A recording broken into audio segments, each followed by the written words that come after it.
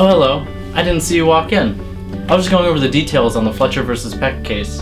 You know, a lot of people don't know this, but this case was one of the most influential in US history. A few of the impacts include that this is the first time that the Supreme Court actually shot down a state law on constitutional grounds. Another impact was that this was the first time that we had a strict interpretation of the contract clause. As John Marshall said, "When a law is in its nature a contract, when absolute rights have vested under that contract, a repeal of the law cannot divest those rights." that was at the end. Let's start at the beginning.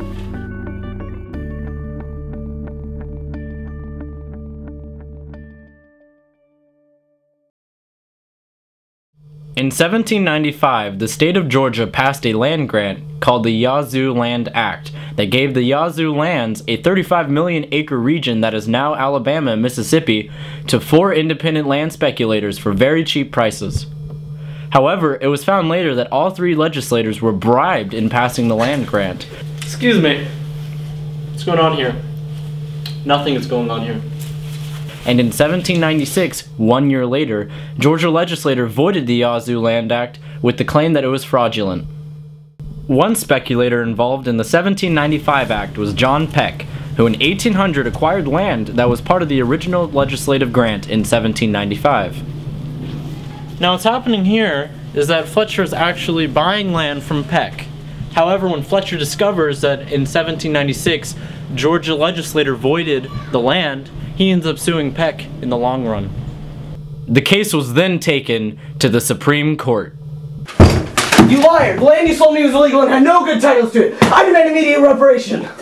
"The land is all but illegal, Fletcher. I bought the land in 1800, when the Yazoo Land Act of 1795 was still in progress. Therefore, I have all right to claim its legality and all right to sell that land." No, you are clearly avoiding the law passed in 1796, which voided all grants and all claims of the 1795 Yazoo Land Act. Is that so? Well, let's see what the judges have to say. Let's see. The question was whether or not the Act of 1796, where the Yazoo Land Act of 1795 was repealed, was a violation of the United States Constitution. If the act was constitutional, then the contract between Peck and Fletcher was fraud, meaning that Fletcher would win the case. On the other hand, if the act was found unconstitutional, then Peck was innocent in selling the 13,000 acres to Fletcher, and Fletcher had a clear title to the land.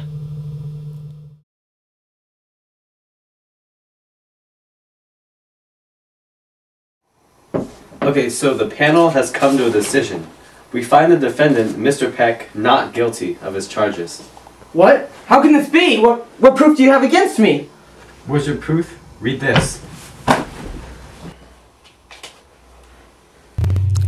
Our basis of proof lies in Article 1, Section 10, Clause 1 of the Constitution, which states that the government cannot permit ex post facto laws, or laws that fix punishments for acts committed before the law was passed.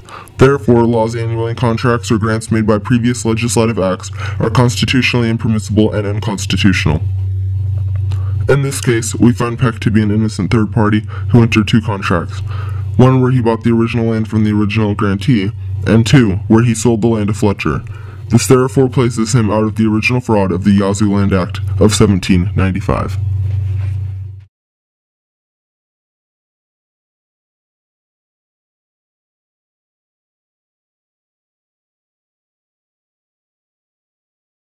That was an interesting look into the Fletcher versus Peck case.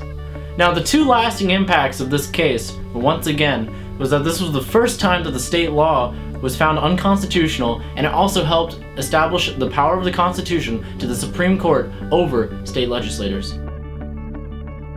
The Fletcher versus Peck case served as a major barrier to state economic regulations of business corporations until 1837, with the Charles River Bridge versus William Bridge case, where the issue of the contract clause was reopened.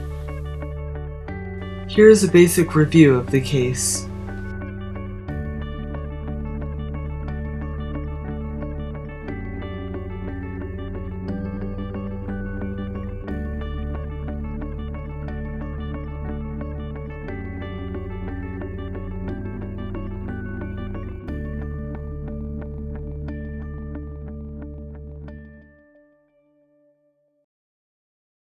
Thank you for watching America's Past, the Fletcher vs. Peck case, with me, your host, Roland Smith.